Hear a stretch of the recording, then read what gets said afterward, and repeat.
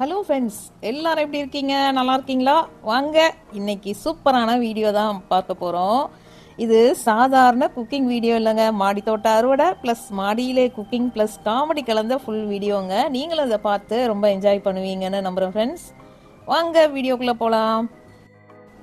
நம்ம மாடி தோட்டத்திலேயே விதைச்சு அறுவடை பண்ண, நட்டு வச்சு அறுவடை பண்ண பச்சை பசேல்னு இருக்கிற இந்த புதினா நட்டது, நம்ம கையால் வளர்த்தது இந்த புதினாவை தான் இப்போ பறித்து சூப்பரான புதினா துவையல் செய்ய போகிறோம்.